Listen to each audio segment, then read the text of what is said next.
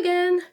So I wanted to continue my Star Wars movie review. I know it's been a while since I did the first prequel films, but I wanted to make sure I continued. It's just taken us a bit of time to get around to watching the two films I'm going to talk about today, and those are Solo, a Star Wars story, and Rogue One, a Star Wars story. These are very much considered the sort of in-between films that don't fit in with the main Skywalker story, and they're just stories about other characters and other events, but they still fit in with events that we know about. So for example, Solo is obviously about a character, Han Solo, and Rogue One talks about how they get the plans for the Death Star to know its weakness. So I saw Rogue One at the cinema back when it came out, and I missed Solo at the cinema, which kind of annoyed me because I've seen, apart from maybe the first Star Wars story, I've seen them all at the cinema, some on re-release, and it kind of annoyed me that Solo kind of slipped me by.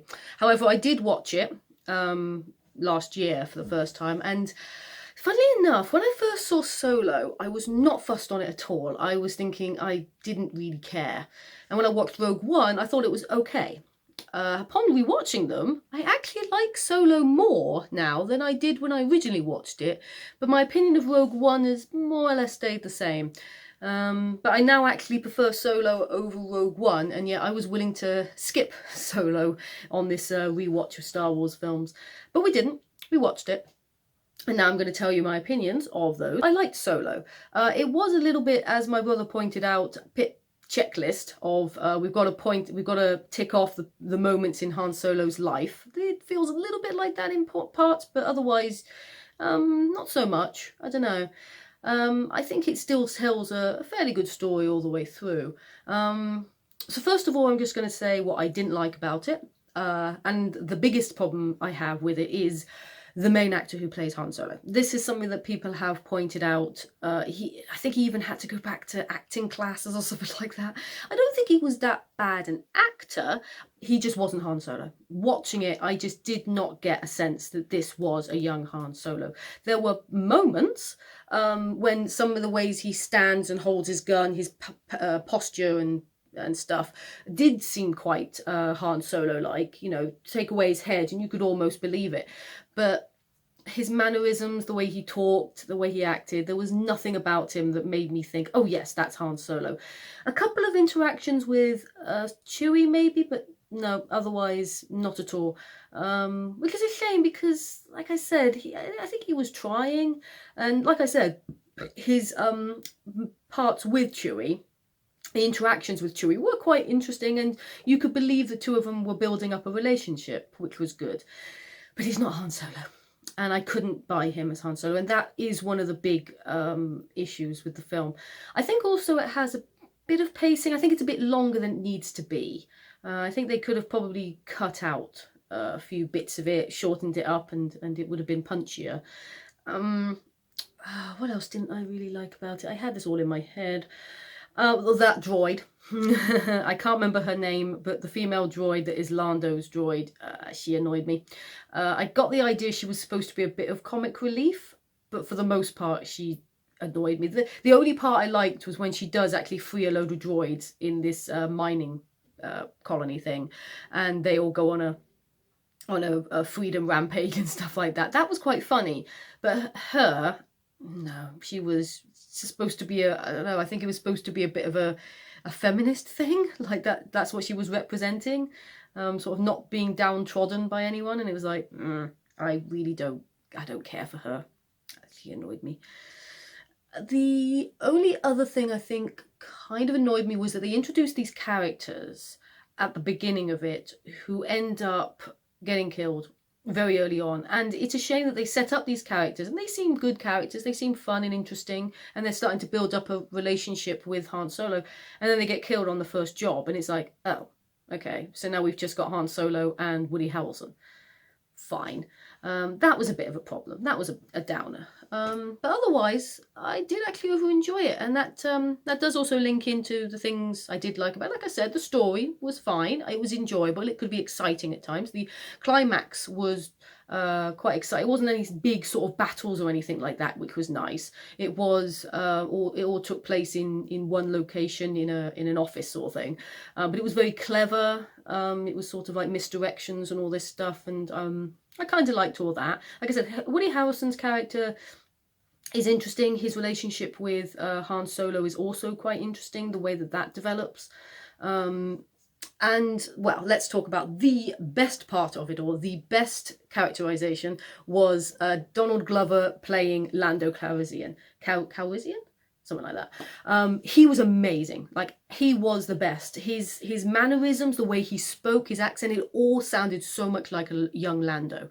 And I could totally buy him as a young Lando. And that's really funny when you consider you've got a really bad impersonation of Han Solo, and then you've got a really good impersonation of Lando. It's just a shame he's not in it that much, or at least not as in it as, like, he comes into the movie, I think, halfway through. He's not even in the movie as much as I would personally like, because I thought he was genuinely really good. But like I said, overall, I was entertained by it. I would probably watch it again, not anytime soon, but I could see myself watching it again. I got enough out of it to say that I would be happy to rewatch it at some point. So that's more than I thought, considering I really didn't, originally I was going to skip this one. So that's something. So going on to Rogue One, the biggest problem I have with this film, and the thing that I just cannot get past in some ways, I fail to get invested in this film. And I think a lot of that comes down to the fact that I find it a pointless story. I don't see the need to tell this story, because it is basically just saying how they got the Death Star plans and how they found out that there was a flaw in it that they could then use to blow it up. Why do we need to know that? I really felt like there was no reason to tell that story. I mean, my boyfriend, who is a huge Star Wars fan, loves this film. Like, it's one of his favourites of the Star Wars. And he said, well, first he told me you have to watch it like it's a war film. And I'm like, yeah, but I don't even like normal war films. So why would that suddenly appeal to me? But also that this was a story that George Lucas always wanted to tell, but he couldn't originally tell it with the technology back then. So it feels like, okay, fine, but why tell it now? We don't need to see it. We don't need to know that story now that we've got all the other films. We just know that they got the Death Star plans. Well, good. We don't need a backstory for how he found it out. And I feel like I said, that really I struggle to get invested in the film because I find it so pointless. And because there's nothing in it for me that I'm thinking, well, you know they're all going to die. Sorry, spoilers, but I will put a spoiler sign at some point saying I am going to talk about the end. But yeah, they all die in it. And a lot of the characters I find dull. Cassian, I found so dull. I found him uninteresting. I couldn't really care. Jin, I suppose, was a little more, because, like I said, they're building up the relationship with her father and all this. And that's fine. That's not too bad, but I still find her dull as well. I'm not interested. And when that's your two main characters and you don't care about their story or what they're doing, it's just... I just feel like they're flying from location to location, trying to find these plans. You know they're going to find that's another thing. All of this tension, and you know they're going to find the plans, because we see it at the beginning of A New Hope. So there's just no suspense in it either, really. It's just, we have to go and get the plans, obstacle. You know they're going to overcome it. And yeah, for that, I just find it such a pointless film. However, there is something I do enjoy. I've got to talk about at least something I do like about film.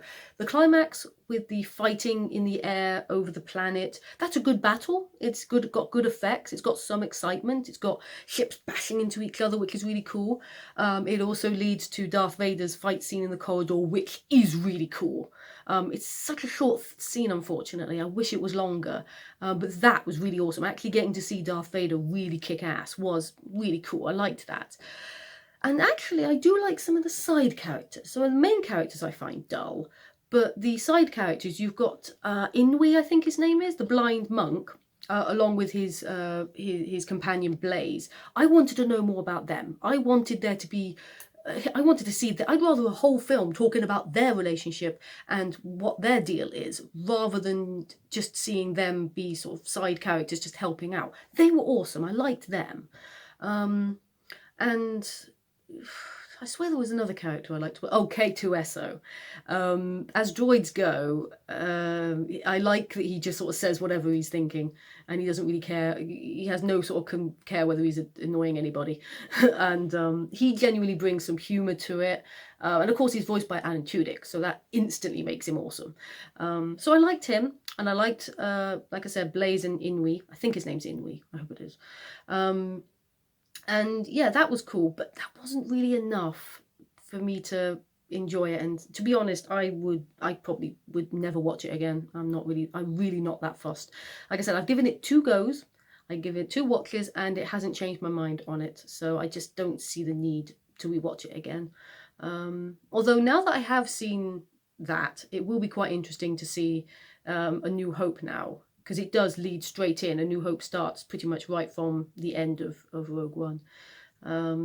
I also, before I do forget, because I meant to mention it, some of the CGI, they've got Grand Moff Tarkin, whatever his name, the general, Peter Cushing from the original.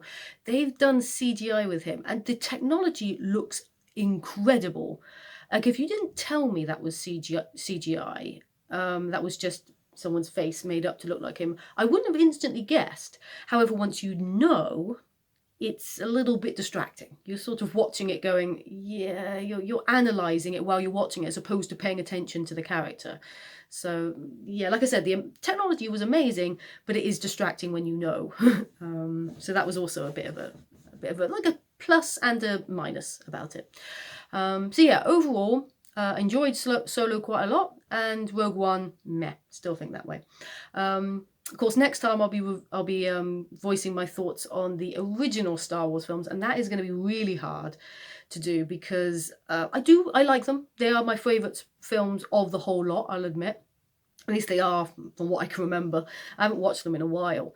But the problem is, I feel like everything has been said about them, and I'm probably not going to bring any new or views on them. But I will just give my opinion and say what I like and say what I don't like, because that's what I'm doing. That's the whole point of my reviewing them. So hopefully that won't be too long. But until then, I hope you enjoyed my rambling thoughts on the 2 in-between Star Wars films. So see you then.